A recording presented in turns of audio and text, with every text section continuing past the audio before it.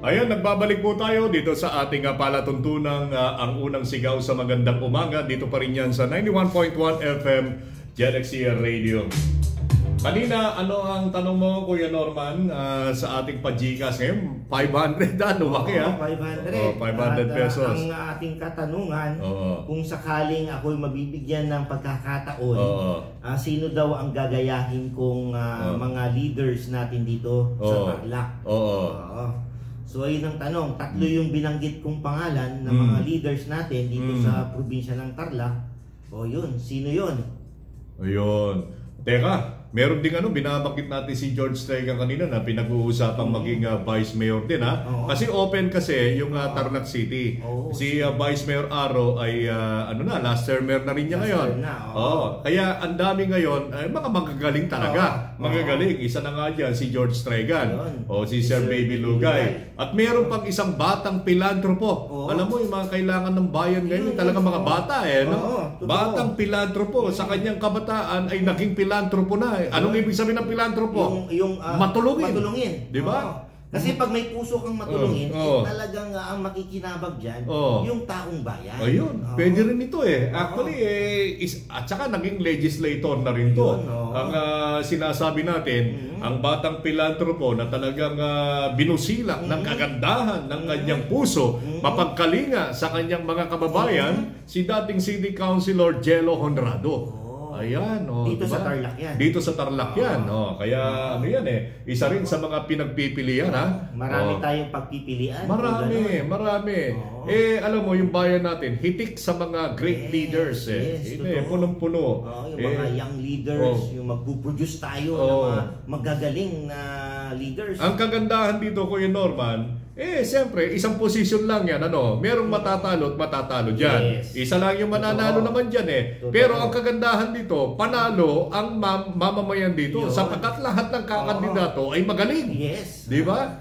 May pusong mapagkawang gawa, pilantropo na talagang maituturing po natin. Parang yung pilantropo sa Paniki. Sino yung pilantropo sa Paniki? Marami dyan.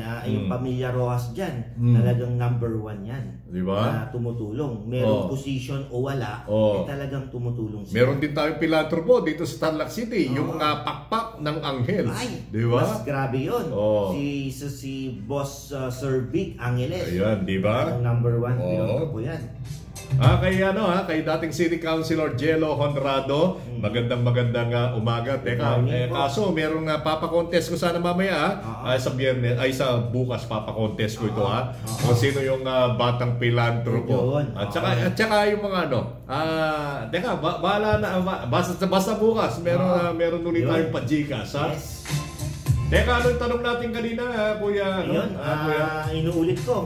Kung ang tanong, kung sakaling mabibigyan tayo ng pagkakataon na umupo, sino daw yung gagayahin kong mga leaders dito sa Tarlac, dito sa probinsya ng Tarlac? Tatlo po yung binanggit ko. Matindi ka naman Siyempre, ang gagayahin mo, yung mga magagaling na leader, mga matatagumpay. Diba? Yung subok at nakikita. May sumagot dito Mayor Christy Angeles, Mayor Max Rojas at Governor Susan Yang. Diba? Yan. Tatlo yan. Si Ma'am Olivia, okay yung binanggit niya Si Mayor Max Rojas, the action man. Kaya lang, tatlo yung hinihingi mo Tatlo hinihingi. Kailangan tatlo, Ma'am Pero tuloy-tuloy ito May mananalo ngayon, 500. 500. Pero itong pa-contest ni Kuya Norman, hanggang Biyernes yan. Hanggang Biyernes to. 500 din. 500 din.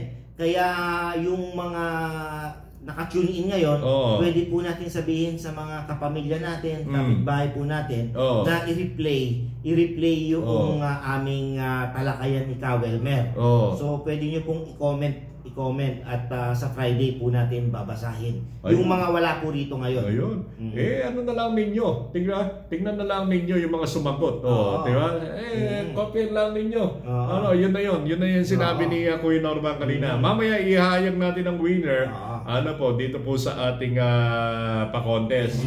Punta na tayo dito Kuya Hill sa ating mga nagbabagang balita.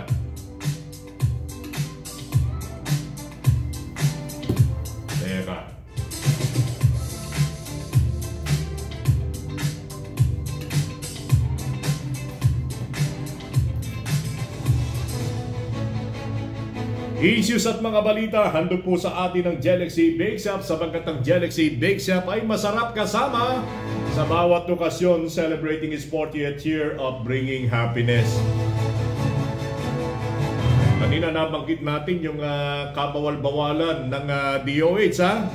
Ito naman mula pa rin sa ating pong mga eksperto sa kalusugan, pinagdudonate po ng organ ng National Kidney Transplant Institute ang publiko upang matulungan ang mga pasyenteng may sakit sa kidney at iba pang uri ng sakit. Sinabi ni NKTI Chief Transplant Coordinator Peter Paul Plegaria na maraming pasyente ang nangangailangan ng organ transplant, subalit kapos sa organ na gagamitin sa transplant. Sa kaso ng chronic kidney disease, sinabi ni Plegaria na tinatayang 2.3 million na mga Pilipino ang may sakit nito at kada oras ay isang Pilipino ang nagkakaroon ng kidney failure o katumbas ng 120 million Pilipino per population kada taon. Hinihikayat nito ang mga Pilipino na maging organ donors upang makatulong na dugtungan ang buhay ng mga kidney patients. Sa kasalukuyan ay mayroong 38 transplant centers sa Pilipinas. 10 dito ay nasa government hospital habang 27 sa mga pribadong pagamutan. Isinusulong din ng NKTI ang Disease Organ Donation Program mula sa mga pasyenteng naaaksidente o na-stroke ng mga pasyente sa pamamagitan ng kasunduan sa trauma, hospital at healthcare facilities. Ayan dapat sana dinagdag na rin kung paano, di ba? Kung paano sila magdo-donate. O yun, okay lamang ba na mag-donate dalawa yung kidney natin? Buti na lang tayo binigyan ng dalawang kidney ng ating Panginoong Diyos, di ba? Di ba? May purpose yan. Oo, may purpose. Paano makakapag-donate yung ating mga kababayan? Yung bang, halimbawa, dalawang kidney ko, tatanggalin yung isa ko. Ganun na lamang? Ganun na lamang ba? O ikaw ay, gagawa ka ng testamento na ano man ang mangyari sa inyo ay... may waiver. May waiver ka na ipaubaya ninyo ang kidney mo. Di ba? Yun kailangan maging malinaw kasi, di ba? Pero tama yan. Kung waiver, okay yan, di ba? Ang oras po natin ay 19 na minuto makalipas ang alas 8 ng umaga. Samantala sa iba pang balita, pinamamadali na po ni House Speaker Ferdinand Martin Romualdez ang 500 pesos na discount ng mga senior citizens at mga person with disability sa mga grocery stores at supermarkets. Ito ay matapos na maghain ng panukala si Ways and Means Chairman at Bicol Representative Joey Salceda na gawing 125 pesos kada linggo o 500 pesos kada buwan ang diskwento ng mga sektor na ito. Sa kasalukuyan ay nasa 65 pesos kada linggo lang ang discount ng mga senior at PWDs o 260 pesos sa isang buwan sa mga pinamimili nila sa grocery items nila. Ayon kay Speaker Romualdez, kaya itong gawin kaagad next month dahil isang memorandum circular lang naman ng Department of Trade and Industry ang kailangan para ibaba sa lahat ng grocery stores at supermarkets. Sinabi naman ni DTI Assistant Secretary Amanda Nograles na inaayos na nila ang isang interagency committee circular para maisakatuparan kaagad ang kagustuhan ng House Leader na 500 pesos discount kada buwan sa grocery items ng mga senior citizen at PWDs. Aside sa 125 discount, pinatitingnan ko na rin kay Congressman Salceda kung ano pa ang pwedeng maibigay na tulong sa mga seniors at PWDs natin. Nakakarampot lang naman ang pensyon ng karamihan ayon pa sa leader ng Kamara. Anya, it's high time siguro na balikan natin ang batas na ito na 2010 pa na ipasa, kaya medyo obsolete na rin ang ilang probisyon nito at hindi na angkop sa mga panahon ngayon. Ano ang opinion mo dito sa bahaging ito, Kuya Norman? I think, Kawelmer, para sa akin, okay naman yan kasi maliit na porsyento lang naman ang senior sa atin, senior citizen at PWD, kaya sana mapagbigyan at mapabilis ang ang proseso. Ang proseso. Oo. Ayan, okay yan. Okay sa akin ang diskwento ng senior citizen. Samantala mga drugstore, kinalampag sa pagpapatupad ng VAT exemption sa mga piling gamot. Matinding kinalampag ni Senator Sherwin Gatchalian sa lahat ng drugstores at maliliit na butika kabilang ang pharmaceutical companies na ipatupad sa lalong madaling panahon ang exemption sa value-added tax ng ilang piling gamot sa kapakinabangan ng mga mamimili. Sa ngayon, ayon kay Gatchalian, may kabuang 22 na gamot ang nadagdag sa kasalukuyang listahan ng mahigit na 2,000 VAT-exempt na gamot na dinisenyo para sa mga sakit na tulad ng diabetes, hypertension, cancer, mataas na kolesterol, sakit sa pang-iisip, tuberculosis at sakit sa bato. Kasama rin sa VAT exempt ang ilang medical devices na ginagamit upang makaiwas at magamot ang COVID-19. Sa gitna ng mataas na presyo ng mga pangunahing bilihin, mahalagang mapababa ang presyo ng gamot. Dapat itong maipatupad sa lalong madaling panahon para sa kapakinabangan ng ating mga mamamayan, lalong-lalo na ng mga may sakit, ani Gatchalian. Ang panawagan ng senador, ang kasunod ng ipinalabas na Revenue Memorandum Circular No. 17 Series of 2024 ng Bureau of Internal Revenue na naglalaman ng listahan ng mga karagdagang gamot na sasakupin ng VAT exemption na itinakda ng Republic Act 10963 o ang Tax Reform for Acceleration at Inclusion of Trade Act. Si Gatchalian ay co-author ng naturang batas. Samantala, nakasaad din sa Republic Act No. 11534 o ang Corporate Recovery and Tax Incentive for Enterprises or CREATE Act ang VAT exemption para sa mga gamot na ito. Kasabay nito, hinimok din ni Gatchalian ng publiko na manatiling mapagmatsyag at tiyaking tama at mas mababa ang binabayaran nilang halaga ng gamot na kasama sa listahan ng VAT exempt. Ang VAT exemption ay sinimulang ipatupad noong nakaraang Pebrero 19. Kailangang maging alerto ang publiko sa presyo ng mga gamot na kanilang binibili. Dapat makita ang VAT exemption sa resibo ng biniling gamot, diin niya. Partikular na binanggit ng mambabatas sa mga senior citizen, mga taong may kapansanan at mga may umiiral na kondisyong medikal. Klaro ba? Klaro ba yon yung mga, of course, yung mga nagme-maintain siguro kasama sa mga VAT exempt, Kuya Norman? Tsaka ang galing din ng naisip, ang galing din, eksakto, ito yung sinasabi natin, sabihin na natin mga basic needs. Katulad ng diabetic, cancer, ayun yung mga talagang nakikita nating sakit na kailangan nating tulungan. At yan nga, VAT exemption, kailangan yun. Galing. Tax break sa e-motorcycle, suportado ng Electric Vehicle Group. Nagpahayag ng suporta ang liderato ng Electric Vehicle Association of the Philippines sa pagsasama sa e-motorcycle sa pagkakalooban ng tax incentive sa ilalim ng Executive No. 12 na sumasa ilalim sa mandatory review magmula noong Pebrero 21. Sa isang panayam, sinabi ni IVAP President Edmond Araga na hindi dapat car-centric ang Pilipinas at dapat itong isaalang-alang ang karamihan ng road user sa bansa ng motorcycle riders. Ayon sa Statista Research Department, ang Pilipinas ay may kabuuang 7.81 million na registered motorcycle at tricycle na bumubuo sa karamihan ng mga motorista na gumagamit ng mga kalsada. We are very vocal that with the proliferation of EVs in the Philippine setting, kailangan din yung mga e-motorcycles na yan. In fact, most of the consumer can afford to buy 2 wheels and 3 wheels and not on the 4 wheels. Mahirap kung ang basis natin ay nasa 4 wheels lang.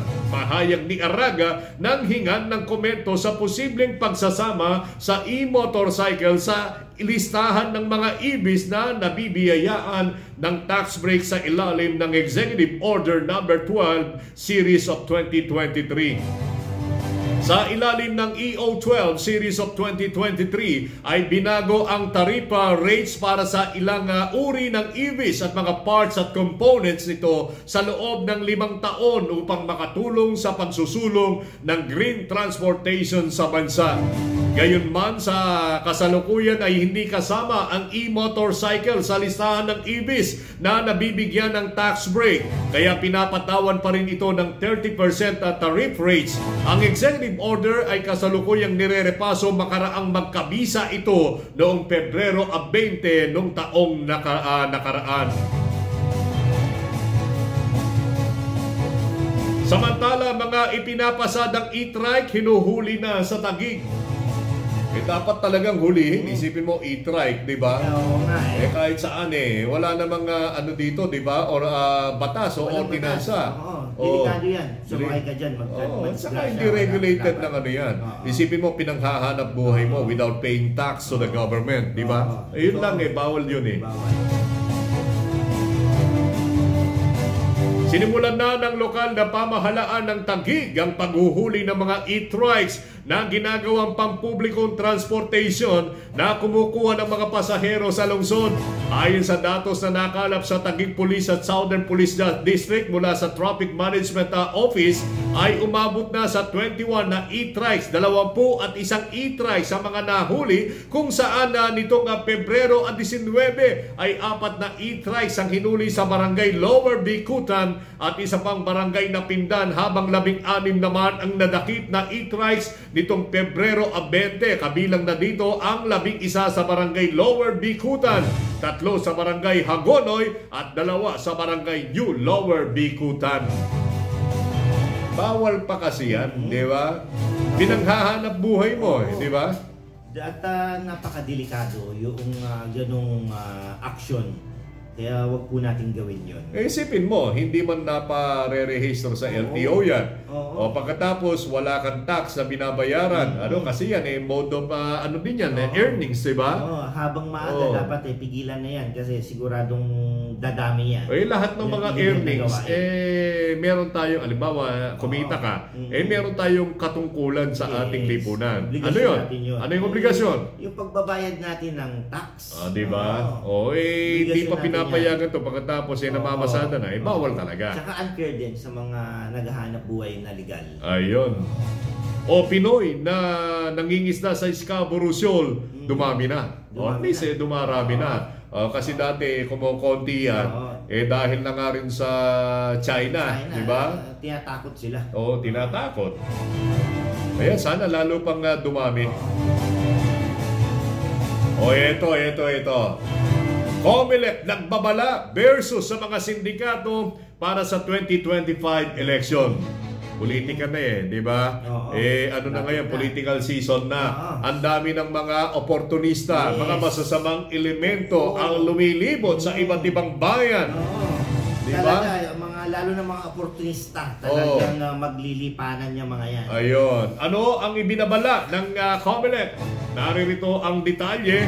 Nagbabala si Commission on Election Chairman George Garcia sa mga aspirante sa 2025 national and local polls na maging mapagbantay laban sa mga sindikato na nangingikil ng pera kapalit ng madaling panalo sa darating na halalan. Sinabi ni Garcia na nakamonitor sila sa ilang lugar sa Luzon at Mindanao kung saan may mga individual na nagsabing may kakilala mula sa Information Technology Department ng Komisyon na humihingi ng hanggang 100 milyong piso para sa nabanggit na iskema.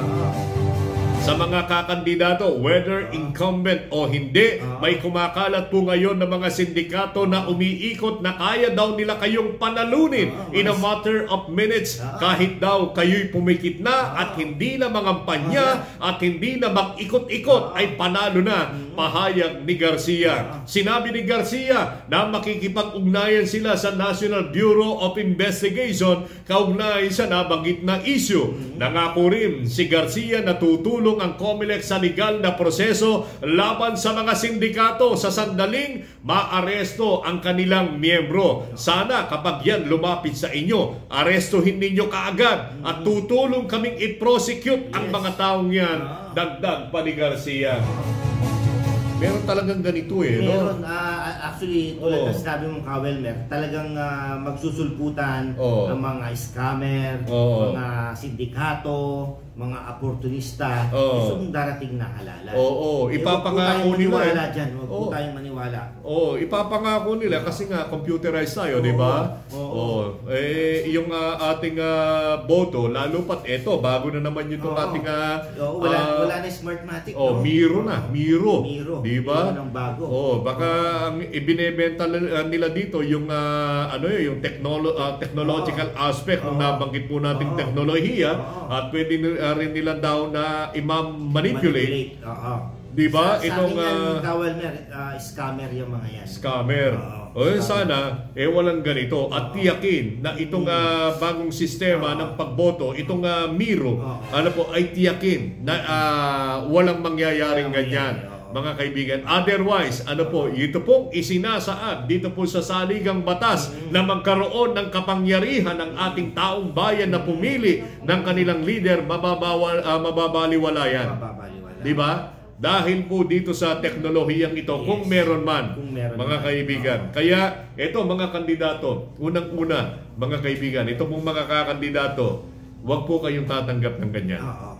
Scammer po yan at hindi po talaga totoo yan. Napapanalunin ka, hingian ka ng pera, nako. Huwag tayong pupunta doon. Lumaban tayo ng parehas. Yes, exactly. Diba? Magiging masaya yung panalo mo pagka alam mo na ikaw ay nanalo sa malinis na kaparaanan. At alam mo, Kawelmer, na mahal ka ng taong bayan. Nanalo ka nga. Dahil nandaya ka, bumili ka, di ba? Di ba? Gumastos ka pa ng maraming pera. Pagkatapos babawiin mo rin yun pagka ikaw ay nanalo. Exactly. Di ba? Sinong kawawa dyan? Taong bayan. Di ba? Nabusog ng itong mga buktot na tiyan ng mga taong ito, itong mapagsamantala. Di ba? Sinong mapagsamantala dyan? Maraming mapagsamantala dyan na Kawelmer. Dalawa yan yung nag-alok at saka yung tumanggap ng alok. Di ba? Dalawa silang masamang tao. Basta tayo mga butante at piliin natin kung ano yung nasa puso po natin at bigyan natin ng pagkakataon din ng iba. Baka sakali, di ba? Sana tiyakin ng COMELEC at saka ng Miro na itong gagawing exercises ng mga Pilipino, the right to suffrage, ay siguraduhin na ang mga mamamayan ang pipili ng mga mananalo, hindi ng computer. Tama. Ayun ang privilege natin, pribilehiyo natin bilang Pilipino, mamili ng gusto nating magiging leader ng ating bayan. Pamahal pa, no? 100 million. 100 million. Grabe. Grabe ito. Sindikatong ito. Pagka kayo hindi tumigil-tigil dyan, mamalasin kayo sa buhay ninyo. Hindi nyo ikatutuwa yan. Ang oras natin, alas 8:35 ng umaga. Balik nga tayo sa ating Facebook, Kuya Hill. Yung tanong ni Kuya, wala nang sumagot. Yung tatlo lang, no? Yung sumagot kanina, si Kernold Salamanca at saka ni si Ma'am Olivia De Aquino na nanalo ng 150 pesos kanina mula kay George at saka si Sir Arnold Messina Baluyot nanalo. Sila din ang tatlo ang sumagot at saka si Kuya Kernold Salamanca. Ang sagot ni Ma'am Olivia tama pero kulang. Kailangan tatlo. Itong hinihingi natin. Ang sumagot ng tama, bagamat ito ay tuloy-tuloy. Ito, tama na yung, di, kulang pa. Kulang pa yan, Ma'am Olivia. Kulang pa yung sagot mo. Ang sagot niya, Mayor Max Rojas, Vice Mayor Bien Rojas at Mayor Christy Angeles. Kulang pa. May kulang pa dyan. Ang tama, itong sinagot ni Kuya Kernold Salamanca at saka ni Kuya Arnold Messina. Parehong Nold, pero Nold. Sino yung nanalo, Kuya? Teka, itong tanong ni Kuya Norman, tuloy-tuloy ito. Ano po, tuloy-tuloy. Running question ito na ano din, na pwede kayong manalo hanggang Biyernes. 500 pesos yan, worth of GCash. Grabe, no? Ay, medyo tumataas na itong ating mga papremyo. Kasi tatlo yung nabanggit natin, kaya medyo mataas din dahil worth it naman tong mga leaders na to. Malay mo, meron pang mga nakarinig sa atin na busilak ang puso na katulad ni George Stregan na magdagdag din ng mga premyo, di ba? Hanggang sa dumami ng dumami. Para sa ating mga kababayan din natin itong ginagawa natin. So, ngayon po, i-share po ninyo itong live stream po namin ni Kawelmer at para mapanood po din ng mga common friends natin at maisagot nila sa darating na Biyernes. Bukas naman ang itatanong ko, sino yung binabanggit kanina na batang pilantropo? Bukas yun. Batang pilantropo. Okay, sino nanalo? Yun, eto, mukhang si Sir Baluyot. Nanalo. Sina Arnold. Kaso nanalo na si Sir Arnold kanina. Ay, nanalo na ba? Hati na lang sila ni Kirknold. Hati na lang, ha? Hati. Total hanggang ano pa lang yan. Ang nanalo si Kirknold Salamanca at saka si Arnold Messina Baluyot.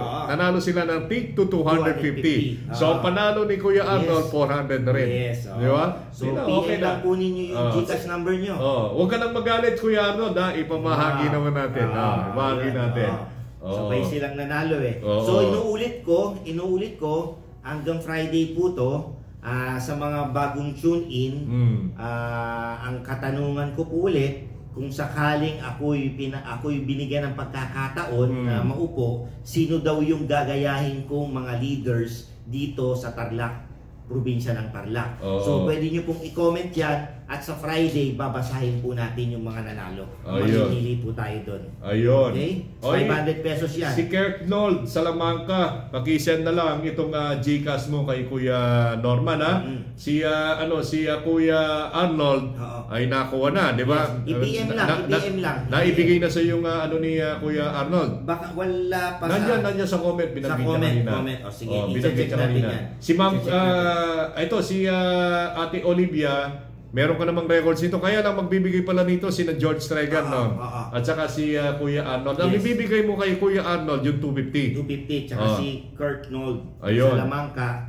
Tsaka may isa pa Yung isa kanina, yung nanalo ng 300. Yung 300. Si Dan Martelino.